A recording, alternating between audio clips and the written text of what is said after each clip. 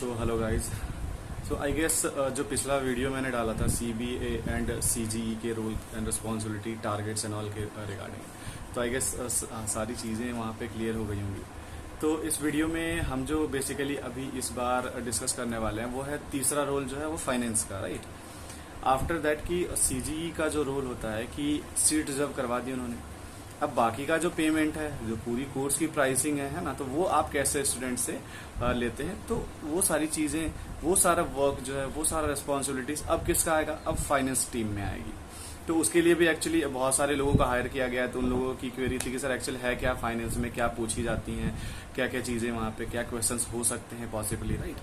तो first of all हमें समझना पड़ेगा कि फाइनेंस है क्या। बेसिकली फाइनेंस देखिए क्या है कि जो कोर्स की प्राइस है कुछ अराउंड 2.5 लाख 3 लाख तक पहुंच जाती है मैक्स टू मैक्स, है ना।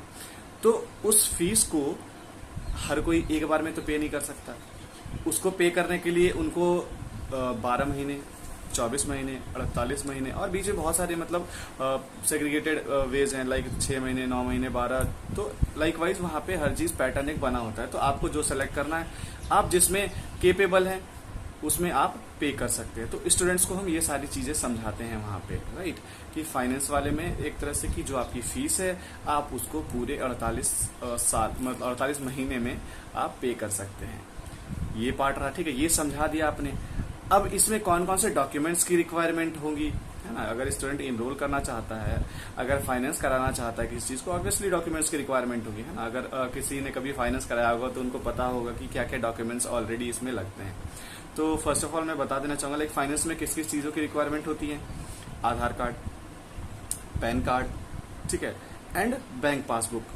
ये तीन चीजें तो एकदम इंपॉर्टेंट है, राइट। इसके अलावा अगर एक तरह से कहें तो आपका अप्रूव नहीं करती है बैंक फाइनेंस या फिर लोन, उस केस में क्या होगा कि एक सपोर्टिंग डॉक्यूमेंट आपको लगाना हो सकता है, या तो आपको लास्ट 3 मंथ का बैंक स्टेटमेंट रिक्वायर हो जाता है वहां पे, है ना। तो ये सारी चीजें हैं यहाँ पे। तो ये प्रॉपर डॉक्यूमेंट्स आपको जरूरी पड़ेंगे फाइनेंस में, राइट। ये पार्ट रहा। एंड आफ्टर दैट अब बात करते हैं जब फाइनेंस के लिए आप हायर हो जाते हैं, फिर आपका क्या वर्क होता है, राइट। उसकी अगर बात करें तो फर्स्ट ऑफ ऑल जैसे क्या किया, CGE ने सीट हायर करवा ली, मतलब सीट रिजर्व करवा ली उन्होंने, 5000 ले लिया उन्होंने कैंडिडेट से। अब क्या है कि रेस्ट वाला जो फीस है वो तो अब फाइनेंस कराना होगा, सो दैट उसको स्टूडेंट पे कर पाए विद इन टाइम इंटरवल जो भी उनको दिया जाएगा, या जिस चीज के लिए वो इंटरेस्टेड होंगे, राइट।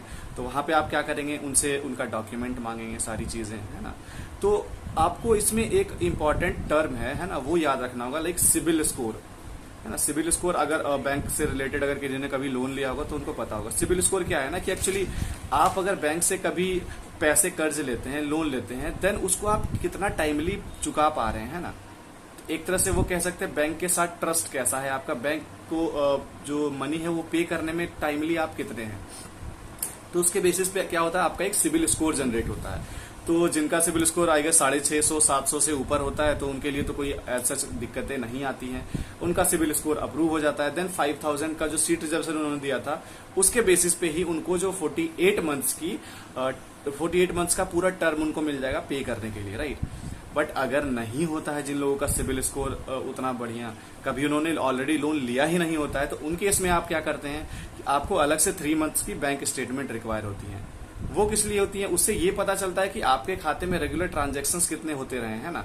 लाइक आपने अगर 2 लाख 2.5 लाख का लोन लिया, अगर आप कोर्स परचेज करते हैं तो आप केपेबल हैं या नहीं, उतना आपके बैंक अकाउंट में उतने पैसे आते हैं या नहीं रेगुलरली, 10,000 20,000 30,000 अकॉर्डिंगली जो भी अप्रूव करेगी बैंक उसके अकॉर्डिंग। ये सेकंड सिनेरियो हुआ। एंड थर्ड में क्या है कि अगर मतलब सिबिल स्कोर खराब है, राइट, उन्होंने लोन लिया लेकिन लोन टाइमली चुकाया नहीं, सिबिल स्कोर ऑटोमेटिक खराब हो जाएगी उन लोगों की। उन केस में क्या होगा कि आपको 25,000 लेना पड़ेगा कैंडिडेट से, आफ्टर दैट ही आपकी लोन अप्रूवल हो पाएगी। तो ये 3 सिनेरियो थे जो एक फाइनेंस टीम वाले को करना है। लाइक आप जैसे नेक्स्ट वेव में यहाँ पे चुने जाते हैं, देन जो फाइनेंस वाली टीम का रोल होगा वो ये सारी चीजें उनको नॉलेज रखनी पड़ेगी, है ना।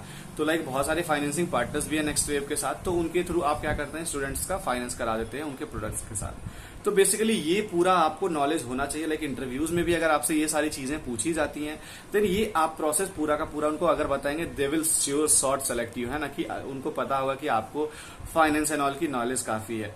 तो ये सारी चीजें आप उनको बताएंगे, ऑब्वियसली आप आगे हायर हो जाएंगे। राइट, बहुत सारे लोगों ने पूछा भी था मुझसे कि सर मतलब मेरे से ये पूछ रहे हैं कि आधार पैन आधार पैन नहीं, मतलब फाइनेंस के लिए या फिर लोन के लिए किन किन डॉक्यूमेंट्स की आवश्यकता होती है। हाँ, तो ये सारी जो चीजें मैंने बताई हैं, आगे से इन चीजों को ध्यान रखिएगा। एंड ऑब्वियसली इस तरह से अगर आप आगे जाते हैं देन ऑब्वियसली आपको जॉब में भी बहुत हद तक हेल्प करने वाली है ये सारी चीजें। तो आई होप जो थर्ड रोल है ये भी मैंने काफी हद तक क्लियर कर दिया आप लोगों का। इसके अलावा और भी अगर कुछ क्वेरीज होंगी तो आप जरूर पूछ सकते हैं। एंड एट द एंड एक और चीज मैं जरूर बोलना चाहूंगा, लाइक कि बहुत सारे कैंडिडेट्स का क्या हुआ ना कि उनको कॉल आ गई है। राइट, कॉल तो आ गई है कि आप सेलेक्ट हो गए, बट उनको मेल या फिर व्हाट्सएप मैसेज नहीं आया है इंडक्शन मीटिंग का। तो उसके रिगार्डिंग मैं बता देना चाहूंगा कि एक्चुअल में इशू क्या हुआ है ना कि आप सेलेक्ट उन्होंने तो क्या किया, सिलेक्शन का आपको कॉल कर दिया। आफ्टर दैट क्या है कि जैसे बैचेस पूरे हो गए कि 50 बच्चों का एक बैच रखना है या 60 बच्चों का या 70 बच्चों का, जैसे उनका बैच कंप्लीट हुआ तो उसके बाद आपको वो उसमें नहीं ऐड कर सकते हैं। राइट, तो अकॉर्डिंगली आपको क्या किया, उन्होंने नेक्स्ट बैच में शिफ्ट कर दिया। सो आपको क्या होगा, या तो 1 से 2 दिन का डिले में आपको मिल जाएगा आपका जो एक तरह से कहें तो इंडक्शन मैसेज का लिंक व्हाट्सएप पे या फिर सिलेक्शन लेटर। राइट, या फिर अगर ऐसा नहीं होता है देन आपको अगले हफ्ते के शेड्यूल में आपको ऑब्वियसली सिलेक्शन लेटर आ जाएगी। सो ये था पूरा इस वीडियो का एक तरह से कहें समरी। तो इसके अलावा भी अगर और भी कुछ क्वेरीज हो तो जरूर आप टाइप कीजिएगा कमेंट में। मैं ऑब्वियसली सारे लोगों के कमेंट्स रिप्लाई करने की कोशिश करता हूँ और जहां तक हो सके हेल्प करने की कोशिश करता हूँ। सो वीडियो अगर अच्छी लगी हो देन लाइक करें, शेयर करें, सब्सक्राइब तो जरूर कर दें, क्योंकि इतना सारा एफर्ट मैं लगाता हूँ तो शायद इतना तो आपसे एक्सपेक्ट कर सकता हूँ कि एक सब्सक्राइबर काउंट आप बढ़ा सकते हैं खुद के दम पे। तो thank you so much guy and love you all.